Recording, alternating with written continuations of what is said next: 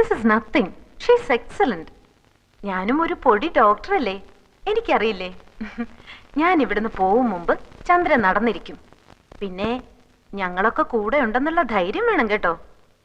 എവിടെ എന്റെ brother-in-law Alfie the great? മോളെ, നീ അവനെ കണ്ടിട്ടുണ്ടാ? എനിക്കറിയില്ലേ എങ്ങനെയാളെന്ന്. അതെങ്ങനെ? ഞങ്ങള് തമ്മില് കൊറേ കിന്നാരം പറഞ്ഞിട്ടുള്ളതല്ലേ ഫോണില്. അത്രേ ഉള്ളൂ. അപ്പൊ നിങ്ങൾ മാത്രമേ അവനെ നേരിൽ കണ്ടിട്ടുള്ളൂ അല്ലേ?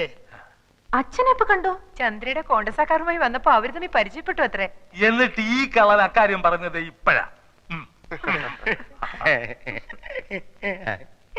ആളെവിടെ? രാവിലെ വന്നതാ. ഡോക്ടറെ കാണണമെന്ന് പറയണത് കേട്ടു. ഞാൻ പോയി നോക്കട്ടെ.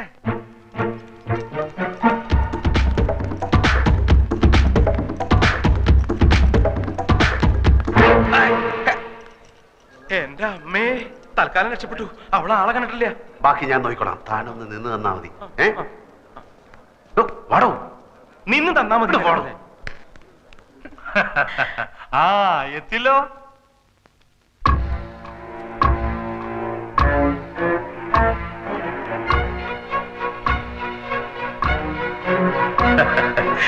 ഇതാണ് ഞങ്ങളുടെ ലേഖമോള്. ഇത് പറഞ്ഞ പോലെ നിങ്ങളെ പരിചയപ്പെടുത്തേണ്ട കാര്യമില്ലല്ലോ. Hello, how are you? Fine. ശബ്ദം ഇതെന്ത് പറ്റി? എന്ത് പറ്റി? ഫോണിൽ കേട്ടതുപോലെ അല്ലല്ലോ. അതെയാ? അല്ലേ? പലരും പറയുന്നുണ്ട് എന്റെ ശബ്ദം അല്പം മാറിയിട്ടുണ്ടെന്ന്. ഈ ഒരു സൈനസ് ഓപ്പറേഷൻ ഉണ്ടായിരുന്നു. ഇപ്പൊ ശരിയായി. അതെ. മെലിഞ്ഞ ആളാണെന്ന് പറഞ്ഞിട്ട് ആര് പറഞ്ഞു? ചന്ദ്ര മെലിഞ്ഞിരിക്കുകയായിരുന്നു. ഇപ്പൊ ടെൻഷൻ കാരണം വണ്ണം വെച്ചു. ഇനി മെലിഞ്ഞോളൂ, ഇനി മെലിഞ്ഞോളൂ അല്ലേ? ചന്ദ്ര പറഞ്ഞു കേട്ടപ്പം ഞാൻ വിചാരിച്ചു നല്ല ഹൈറ്റുള്ള ആളാവുന്നു. ഹൈറ്റ് ഉണ്ടായിരുന്നു. ഓ, ടെൻഷൻ കാരണം കുറഞ്ഞു പോയതായിരിക്കും. ലേഹ വളരെ ജോളിയാണല്ലോ. പിന്നെ എന്തൊക്കെ പറഞ്ഞു ചന്ദ്ര? പറഞ്ഞു കേക്കട്ടെ കേക്കട്ടെ. നീണ്ട മുടിയാണ് ആൽഫിക്കുന്നാണല്ലോ ചന്ദ്ര പറഞ്ഞത്. മുടി നമ്മുടെ ഇഷ്ടത്തിന് നീട്ടുകയോ കുറയ്ക്കുകയോ കൂട്ടുകയോ ഒക്കെ ചെയ്യാലോ. ഇനി ഒന്നും ചോദിക്കണ്ട. ഒരു മിനിറ്റ്. എന്തൊക്കെ പുളുവാ ചന്ദ്ര ഈ പറഞ്ഞു കൊടുത്തിരിക്കുന്നത്. ഞാൻ ഇവളോട് പറഞ്ഞതാണ് ഇങ്ങനെ ഒന്നും പറയണ്ടെന്ന്. അപ്പൊ ഇവള് പറയാണ് അവളിങ്ങി വരട്ടെ, അവളെ പറ്റിക്കാം, നമ്മളെ കാണുമ്പോ അവള് അന്നം വിട്ടുപോകണം.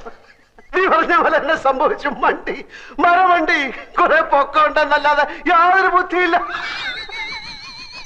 ഇനി എന്തൊക്കെയാണ് സംഭവിക്കാൻ പോകുന്നത്? എനിക്ക് വയറ് ചിരിച്ചു വേദന. ഞാനിവിടെ നിൽക്കും. ഞാൻ പോയിട്ട് മുടിയത്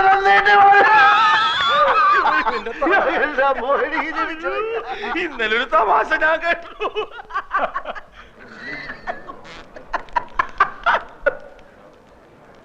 ഇവളുടെ ജാതകം എഴുതിയിട്ടുണ്ടോ? തന്റെ അവസാനം ഇവള് കാരണമാണെന്ന് അത് എഴുതിയിട്ടുണ്ടോ? എഴുതിയിട്ടുണ്ടാവും. താനെടുത്ത് വെച്ചൊന്ന് വായിച്ചു നോക്ക്. എന്തിനാണോ ഇങ്ങനെയുള്ളതിനൊക്കെ ഉണ്ടാക്കുന്നത്? ലേഖയുടെ ഒരു സ്വപ്നമല്ലേ ഇരവി മാമൻ സമ്മതിക്കും.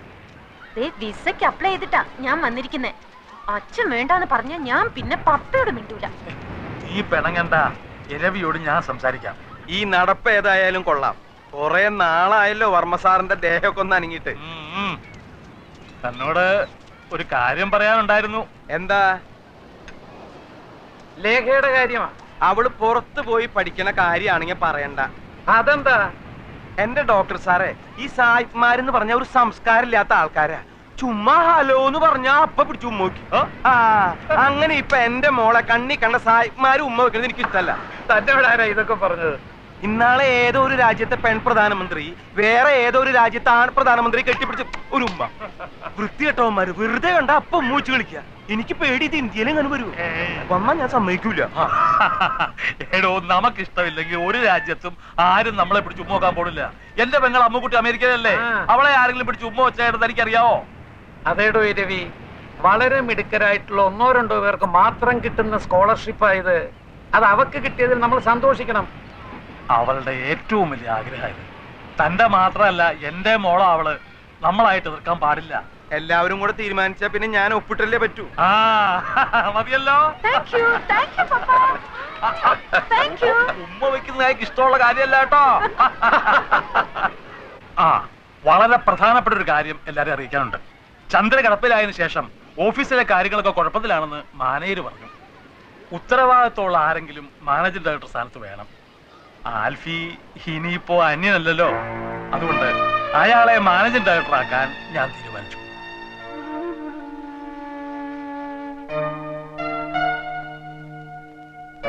ഓക്കെ.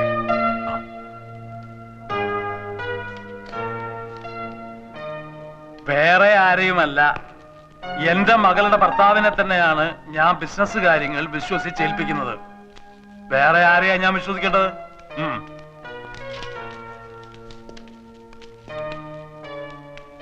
ഇതിത്തിരി കടന്ന കൈയായി പോയി. എന്ത്?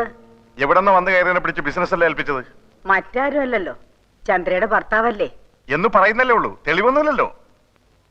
ഇരവി കണ്ടതല്ലേ. ഇരവിയും കുഴവിയും അമ്മിക്കല്ലും ചേർന്ന് കുടുംബം തല്ലിച്ചതൊക്കെയായിരുന്നു മതിയായിരുന്നു. ഓഫീസിലിരുന്ന് അവിടുത്തെ കാര്യങ്ങളൊക്കെ നോക്കാൻ അധികാരം കൊടുത്തു എന്നല്ലാതെ സ്വത്തൊന്നും എഴുതി കൊടുത്തില്ലല്ലോ. ഓ, ഇതെങ്ങാനും ചത്തുപോയാ ഉള്ളതെല്ലാം വാരിക്കൊണ്ട് അവൻ പോവും. വെറുതെ അതും ഇതും പറയാതെ അവളെല്ലാം കണ്ടോണ്ടും കേട്ടോണ്ടും കിടക്കുക. ചന്ദ്ര കേക്കട്ടെ, ഉള്ളതല്ലേ പറയുന്നത്. എനിക്ക് അവനെ കണ്ടിട്ട് തീരെ പിടിക്കുന്നില്ല. നിന്റെ പോലീസ് കണ്ണ, അതിന്റെ കുഴപ്പാ. ഒന്ന് ഞാൻ പറയാം, കാര്യങ്ങൾക്കെല്ലാം വ്യക്തമായ ഒരു തീരുമാനം ഉണ്ടാകാതെ നമ്മൾ ആരും ഇവിടുന്ന് പോകുന്നില്ല. വിരലടയാളം മതിയോ? കയ്യൊപ്പ് വേണ്ടേ? ഇടോ, കൈ കൊണ്ട് ഒപ്പിടാൻ വയ്യാത്തത് കൊണ്ടാണ് വിരലടെ അളവെടുത്തത്. ആൽഫിയെ മാനേജിംഗ് ഡയറക്ടറായി അപ്പോയിന്റ് ചെയ്തിട്ടുള്ള അവളുടെ ഓർഡറാണിത്. ഇത് ഇന്ന് തന്നെ ഓഫീസിൽ കൊടുക്കണം. കോപ്പി എടുത്ത് എല്ലാ ബാങ്കുകൾക്കും അയച്ചു കൊടുക്കണം. ആ ഇത് പിടിക്കേ. ഇരവിക്കെന്താ ഒരു അഭിപ്രായ വ്യത്യാസമുള്ളത് പോലെ? ഇനി ഞാനൊരു സത്യം തുറന്നു പറയട്ടെ. ഈ തീരുമാനം എന്താ? ആ അപ്പൊ നാളെ തന്നെ ആൽഫി ഓഫീസ് ജോയിൻ ചെയ്യണം. നാളെ പിന്നെ എതിർത്തൊന്നും പറയരുത്. നിങ്ങളുടെ കാര്യത്തിൽ ആദ്യമായിട്ട് ഞാൻ എടുക്കുന്ന തീരുമാനമാണിത്. ഇപ്പൊ തന്നെ വിളിച്ചു പറഞ്ഞേക്കാം ഓഫീസിലേക്ക്.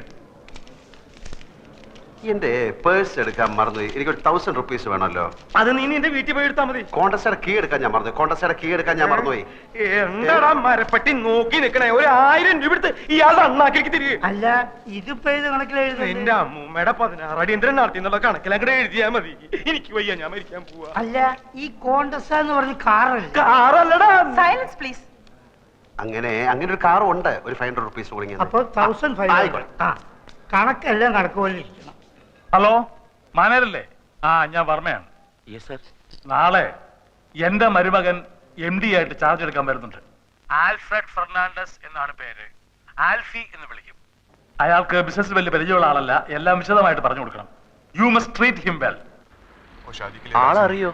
എനിക്കറിയില്ല. ആൽഫ്രഡ് ഫെർണാണ്ടസ് എന്നാണ് പേര്. ആൽഫി എന്ന് വിളിക്കും. 10:30 എത്തുന്നാണല്ലോ മുതലാളി പറഞ്ഞത്.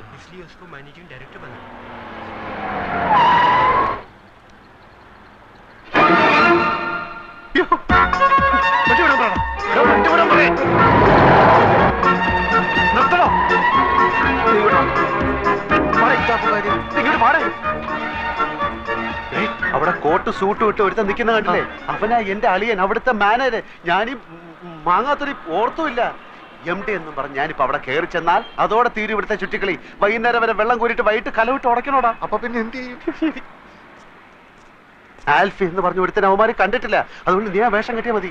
അയ്യോ, അവന്മാര് കണ്ടുപിടിച്ചില്ല. വാ തുറന്ന് ഒരു അക്ഷരം മിണ്ടായിരുന്നാ മതി. എന്ത് ചോദിച്ചാലും ഗമയിൽ തട്ടി മുളിക്കണം. ഫയല് വല്ല ഒപ്പിട്ടാൻ കൊണ്ടുവന്ന് കഴിഞ്ഞാൽ വീട്ടിൽ കൊണ്ടുപോയി പഠിച്ചിട്ട് തരാമെന്ന് പറഞ്ഞ് എന്റെ കൊണ്ട് തന്നാ മതി. ബാക്കി ഞാൻ നോക്കിക്കോളാം. നമ്മളെ കണ്ടാൽ MD ആയിട്ട് തോന്നുന്നു. നിന്നെക്കാട്ടിലും വിവരം കേട്ടവന്മാർ MD-കളായിട്ട് പല സ്ഥലത്തിരിപ്പുണ്ട്. അതുകൊണ്ട് നീ അതിനെപ്പറ്റി ഒന്നും ആലോചിക്കണ്ട.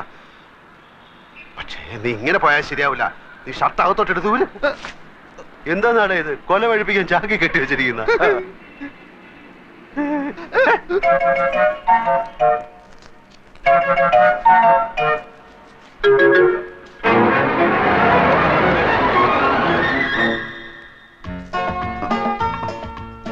ഇതാണോ ആള്?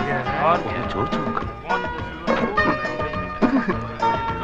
മിസ്റ്റർ ആൽഫ്രഡ് ഫെർണാണ്ടസ് ആണ്.